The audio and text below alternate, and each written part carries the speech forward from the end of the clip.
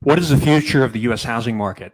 Today, I have the pleasure of being joined by Logan Mohtashami, who's the lead analyst at HousingWire.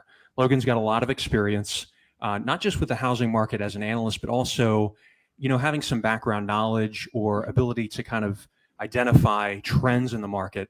It's a real pleasure, Logan, to have you here. Welcome to the program. It is a pleasure to be here, Patrick. Thank you. What I wanted to do, Logan, actually, I wanted to start out with kind of a broad question, and that is, how do you see, or where do you see the housing market? And when I say housing, I'm referring more to kind of residential housing market. Where do you see that going in the U.S. over, say, the next 18 to 24 months? Well, the U.S. housing market has had the biggest collapse in home sales that we've ever seen in history in a very short amount of time. We went from 6.5 million existing home sales in January of 2022 all the way down to 4 million. And a lot of my work is always emphasizing that it's really rare in America after 1996 to trend below 4 million. And we just recently broke through that. So as long as mortgage rates stay this high, sales aren't going anywhere. The ability for inventory to grow can happen with higher rates just by having days on market grow. But what we've also seen since mid-July 2022 is that new listings data has been trending at the lowest levels ever recorded in history. It's been 15 months now. So homeowners are doing really good on that side. We are absolutely fine. A lot of Americans have fixed debt costs, rising wages. The best hedge against inflation on planet Earth was a 30-year fixed mortgage in America, but also the best hedge against the Federal Reserve was also your 30-year fixed mortgage. So homeowners are fine on that part until a job loss recession. But the housing market cannot grow sales until the 10-year yield comes down and mortgage rates come down with it. So that's our biggest inhibitor right now. And with how much home prices have grown within the last 4 years, you need the 10-year yield to really get into the kind of the mid and low threes and kind of stay there with duration to get anything kind of meaningful. But until that happens, home sales won't be going anywhere much as long as rates are this high. Do you think, you mentioned the 10-year, I wanted to touch on that real briefly here. I have heard that essentially the delta between the 30-year fixed rate mortgage and the 10-year is one of the largest it's been in a while. I don't know if that's what you see or not. Yes, the spreads between the 30-year fix and the 10-year yield is the only two times in history that it's been wider was the recession in 1980 and 1982. But even if the spreads come back down a little, you do need the 10-year yield to go down. The spreads can get better. That only helps so much. I always say if you look at a chart of the 10-year yield and 30-year mortgage rates since 1971, these two have been romantic dance partners for 5 decades. They always basically are dancing together no matter what happens in any economic cycle. But the spreads actually started to get wider. And one of the things that happened this year in 2023 that doesn't get a lot of attention is that when the banking crisis actually hit, it drove the spreads much higher, and it's basically stuck there. Now it's gotten a little bit better in the last, I would say 6 to 8 weeks, but we were actually, doing a little bit better on the mortgage spreads. But once the Silicon Valley Bank issue came in, the spreads got worse. So you're getting hit on both sides. On the housing side, the spreads are really bad, and also the 10-year yield is high, and this is limiting sales. But the difference now in 2023 is that unlike 2022, home sales were crashing in the fastest fashion ever. Here we're just kind of just hovering around this 4 million number for the existing home sales market. The new home sales market's completely different. They're growing sales at double digits year over year because they could offer sub 6% mortgage rates. If we had sub 6% mortgage rates for the existing home sales market, you easily could have 500,000 to 600,000 more home sales this year. Do you see, you'd mentioned, a lot of people are kind of locked into their homes, if you will. You didn't use that term, but you mentioned, hey, a 30-year fixed rate mortgage is one of the best hedges against inflation, which really has ended up being true, ironically. Do you think that over the next, 18 months or so, in the near to medium term, do you think that if, we don't have a recession, that the housing market, housing prices will probably hold up because a lot of people are holding their homes off the market, or do you think that those higher rates, assuming they stay there, will cause inventory to increase and potentially prices to come down? So what we have seen in the data is that for the first time ever, we actually saw home prices actually fall with active inventory very low historically and monthly supply inventory low. But that also came with the biggest home sale crash ever in history. And that happened in 1 year. And I think a lot of people have to take what we saw in 2022 was so abnormal. It was like a Shakespeare play, four different stages. Nothing was normal. We had mortgage rates go from 3 to 6%, 6 to 5%, 5 to 7.5%. And the people that were in that marketplace had to deal with so much volatility that, sellers are buyers. And when you list your house, a function of demand is supply and housing, because now with qualified mortgage into play, you already know where mortgage rates are and where prices are. So 75 to 82% of home sellers buy another home. That was such a hectic market that a lot of people had to cut prices just to get their home sold to move on. Here, it's a much different case. Home prices got back to all-time highs within 6 months just because demand stabilized. And when demand stabilized around 4 million, what happens is we're back to a low inventory, stable demand situation. Prices can fall, but what it's going to need is what we call the big three. So if you're here for HousingWire, we track weekly data. Like every Friday, we get the latest, freshest weekly data, the raw active listings. So active listings, new listings data, price cut percentages. The way for prices to fall in 2024, if you wanted to make a model off of it, is that inventory has to grow, the price cut percentages have to grow, and the new listings data has to be able to grow on a year-over-year basis. What's happened this year is even today, active inventory is still negative year over year. Price cut percentages are still 4% below. Not taking the newest information, and that has facilitated sellers having an advantage in certain areas. There's parts of the U.S. where we do see noticeable pricing weakness, but in general, that's the marketplace we're in. So those three variables have to change. Inventory has to grow, price cut percentages have to increase, and that's a function of weakness in demand. And it's very hard at this stage because home sales are so low historically. If you work it with the civilian workforce and working population, man, it's the lowest levels ever, really. So you're not working off of a high bar, and anything happens on the rate side, sales could grow just a little bit, and that just means that we're stuck here with low inventory and then growing sales. And that's how prices firmed up the first half of 2023. Where do you see rates going? Like, I know you said, hey, rates the 10-year has to come down kind of in the threes to give the housing market some relief, but do you think that's going to happen in the near future? What are your thoughts on rates? I'm a labor guy more than inflation for 2023. Okay. I thought the only way that the 10-year yield can really break. Now we actually tested a level early in the year. I had to come out and bring Gandalf the Gray and say, we're not going to break under 3.37 on the 10-year yield until the labor market breaks. So we were testing that level so many times this year, 8 different times. And it held up really, except for one time, the height of the banking crisis. The bond market, if it sniffs out a recession, will override the Fed. So what occurred in the last few months is that jobless claims started to get better, not worse. And we had 5% economic growth. That wasn't in anybody's bingo card this year. So in that environment, the 10-year yield and mortgage rates rose. And it wouldn't be abnormal in any sense. I just think that people thought because the growth rate of inflation was falling, that mortgage rates had to fall with it. It's not the previous decade. Global bond yields are so much higher right now too. So there's a lot of variable factors keeping the 10-year yield up. But if jobless claims break over 323,000, that's my key line. I haven't been a Fed pivot person the entire time, but the Fed to me doesn't pivot until jobless claims gets that number. When it does, a lot of variables around the economy and everything changes. But I think the bond market, if it sniffs that and sees that data getting there, they go lower by themselves. And again, housing is disproportionately impacted on a positive way with lower rates, and it's disproportionately impacted in a negative way with higher rates. I mean, last year we had 4 million jobs created, home sales crashed. So the rate variable is the most important variable in this. Housing demographics are good here in America, so we don't have to worry about that. Credit getting tighter, we don't have to worry about that. Everybody has 30-year fixed mortgage. There's nothing too exotic out there. So it just revolves around where the 10-year yield goes. Do you think, you mentioned, you're a labor guy. I like you mentioning that. That's a good term.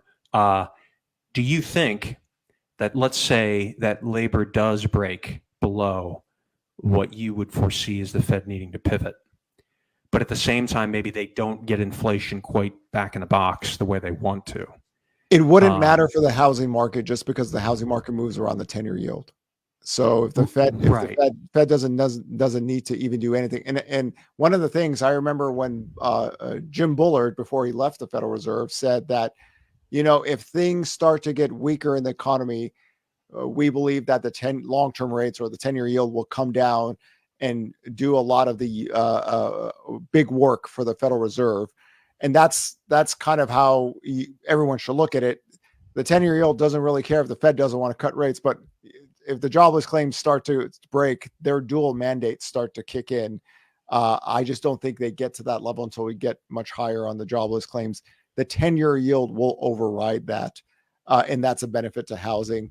A lot of people, when COVID-19 happened, one of the things I wrote on April 7th, 2020, was a COVID-19 recovery model that we are going to recover in this year in 2020 for the economy, but the housing market should be recovering very quickly. A lot of people came to me, they said, well, how do you think people are going to buy homes? Millions of Americans are unemployed. And they were correct.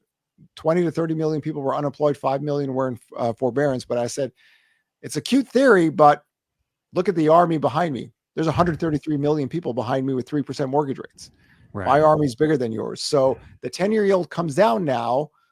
Okay, we have 157 million people working. There's more people in the labor pool working that are home buyers. Even if you lost 2 to 3 million people, majority of them, the highest percentage of those that lose their jobs in the first wave of any recession are high school dropouts, not homeowners, renters. So housing gets disproportionately impacted in a positive way. And this is one of the things about last year. The biggest crash in sales came in the best, highest 1 year job growth. Just because so much of the housing market is all around rates. You make a good point. I wanted to actually follow up on that a little bit. When I mentioned the 10-year, if the Fed pivoted before they got inflation under control, right, in order to kind of save the economy or save the labor market, do you think it's a possibility that the 10-year could actually go in the opposite direction? Meaning to say, because investors foresee inflation being much greater in the future, that all of a sudden now they'll, want higher yield for that risk? Or do you think that's not realistic? It's with core inflation, it's very difficult for inflation to reaccelerate itself unless rent inflation takes off. So one of the things I always like to stress to people, if we go back to the housing bubble years where we had massive credit growth, massive home price growth, we didn't have any inflation back then in terms of what the Fed tracks. I mean, core inflation was 2% or below during that entire period. Right. To have breakaway core inflation, you need to have breakaway rent inflation. And you need to have the supply chains, like we saw with card chips, stuff like that has to not be working, because unless we're like a booming economy again, and our labor force is growing at levels we can't even see, there's limits to what our economy can or can't do. But if the supply chains are somewhat back to normal, and then now we have a lot of rental supply coming onto the market, and then the growth rate of rents have already decelerated to negative on a year-over-year basis, it's really hard to get that reacceleration.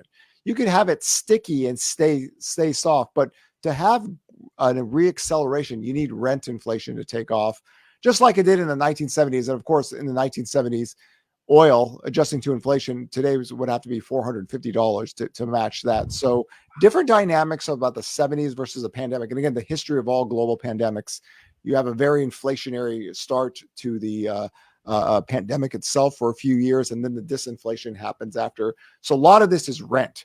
And we have 1 million apartments under construction that are going to come online.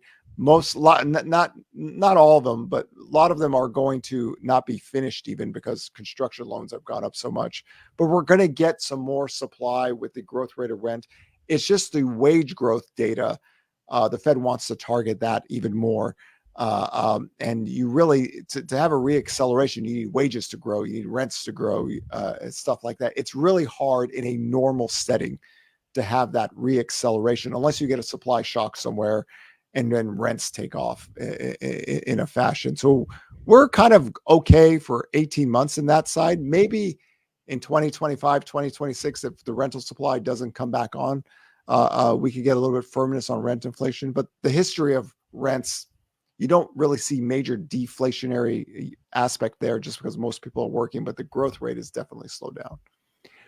A lot of our viewers are active in veteran military. Obviously, not all of them, but a good number of them are. And sometimes when they move amongst duty stations, they will buy a home, or they'll have to move and maybe think of selling or think of becoming a de facto landlord or landlady. From your perspective, Logan, what are good locations right now that you think have opportunity if you were to buy a home? What general areas? And the reason I bring this up is because there are some military bases located in some areas, and in those we might say, hey, you might consider buying, whereas in others we might say you might want to hold off. What are your thoughts as far as general areas in the country you think are a better opportunity right now, vice ones that are overpriced? Anywhere where you have net migration into cheaper areas within a state, I think a lot of the metros have had so much migration and so much rent growth that the supply of rents are going to hit those areas. So you have to really look at how much supply is coming into the area you want to invest in.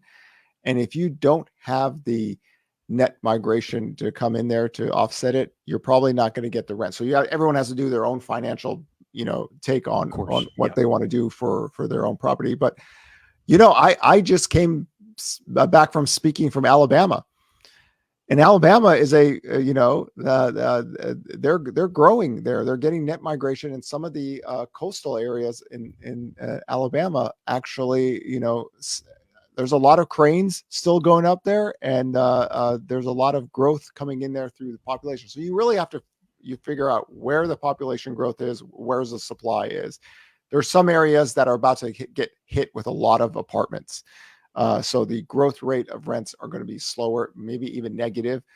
There's areas where, there's vacation homes or vacation areas that has had a lot of Airbnb supply come in there in a very short amount of time. So you have more supply to work with. So you kind of want to stay away from areas that have less migration, more supply, and then areas that you actually see there still needs to be a lot more construction needed to offset the population growth. And of course, you could only take so many people from California and New York and spread them around everywhere. But you have to keep an eye on how much construction is going into the area and how much supply is coming in there. And then make your own financial decision on how much rent you can get, because there's areas right now that rent growth is negative and people are offering 1 to 2 free months just to get people in. There's growth in those areas in terms of supply. You want to kind of be mindful of the areas that have a lot of supply coming online. Are there areas, like specific areas you see where there is overbuilding? Again, we're not giving individual financial advice, like you said, just general trends you see. The places where you see softness, Austin, Arizona, Yes. Parts of California. And part of this is that rent inflation went up so much so fast that I think people are working off of an unrealistic level. Right. I would say that single family rents are doing much better than apartments. So the areas where you see a lot of competition from bigger investors that are buying up those, you're going against them. But the areas that see price weakness around the country, the West Coast, parts of Texas, they're also seeing rental weakness as well. And because things got inflated so much, and those are the areas where some of the supplies are coming in. as well. So you have to be mindful of where you see the weakness. And then there's other parts of the country where, you still don't have anywhere near the supply levels in the East Coast. There's still parts of Florida that you just get the net migration. They just need people. And it's also harder to buy a home because home prices have gone up so much and rates have gone up so much. So you have a lot of people that are, hey, I said, I got to take my lease, get it up again for another year.